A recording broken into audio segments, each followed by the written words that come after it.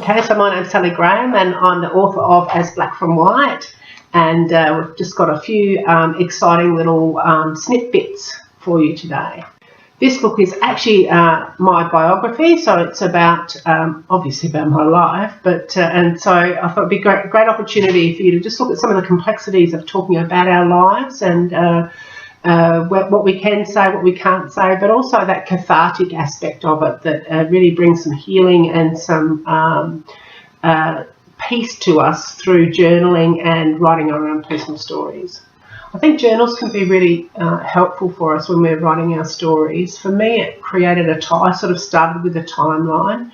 So for me, it was about putting down that timeline, and my diaries were pretty maybe a little bit juvenile, I don't know, maybe that sort of Dear Diary sort of, Dear Diary today I did this type diary rather than maybe a lovely poetic journal. But wherever you're at, I think you can really use those timelines and those frame references just to remind you about the content, remind you about some of the details that are really helpful for the reader when they're reading your story. So you're filling in, you're just not bringing today we did this and then we did that and then we did that. But you're actually bringing in a much more colour to your storyline. I think if you're anything like me, you probably tend to journal when you're feeling really crummy or really great or really something. So there's actually a lot of content in those journals. And often, perhaps the hardest thing for me was actually that I did go right back there emotionally. I'd sort of open these pages and you think, that's terrible.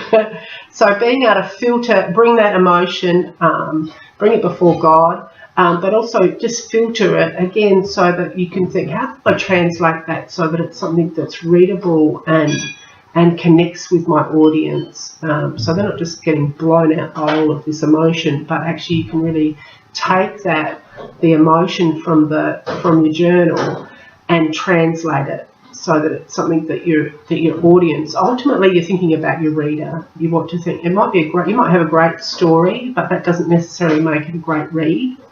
So just being able to connect that, make that transition there. Defamation is something you really need to be mindful of. For me, both of my main other characters, I want to say characters, they're actual living people, obviously, because my story is a biography, but those people were deceased, which meant for me that there were some of the complexities weren't as difficult, but you still need to be mindful that friends and families can not only be offended but can actually litigate as well.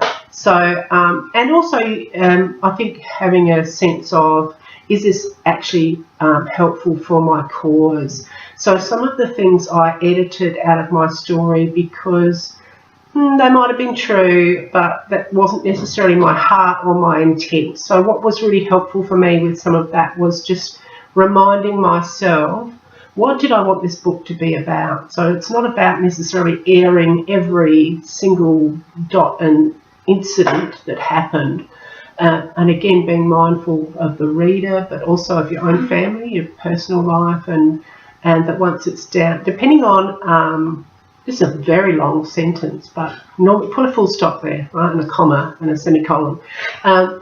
But also thinking about where you want your book ultimately to go. So is it a family journal? Is it something just for yourself? Or if it's something that you want to publish further down the track, I think it's something that really warrants spending the time on to, again, have a book that's helpful and holistic, that maybe says your point, and you can leave some bits out that maybe are going to cause you some strife down the track.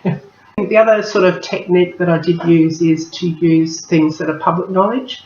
So you can, in my book, I've put some newspaper clips in there and things like that, or made reference to public events. So then you can make comment about things where it's not actually you personally making that statement, but you can certainly utilise things that are public knowledge and that are historic world stories or parochial stories of your culture. again, being mindful that sometimes if it's very parochial, everyone's going to know who you're talking about, and you can still get in strife, even though you might not have necessarily named the person in a very small community. I'd just still be mindful of that. That's helpful. How did you go with any copyright issues with putting newspapers and that in there? Is that I actually know the answer to that. So. Yes, you absolutely. You always contact the original place, so there is still copyright for that. So you need to seek permission. So the newspaper clippings that I have used in the book, I sought permission from those editions to use that for those purposes. So yes, always seeking, always, and I think even when in doubt, just always double check, triple check, ask again, get it in writing if possible, even if it's just in an email, so that you can actually go back in your own records and you've got it there to go, oh okay, it's there in my emails, I've got the date there when I asked that question and I have a reply. So I think just always being mindful that it doesn't hurt to just go that extra little bit.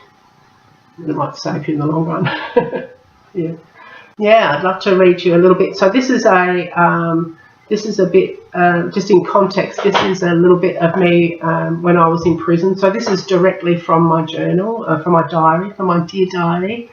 And it's a Dear Diary, the 9th of December 1987, can you believe that? So here's the scene, and I'm actually in prison at this point in time. And this is what I wrote to myself.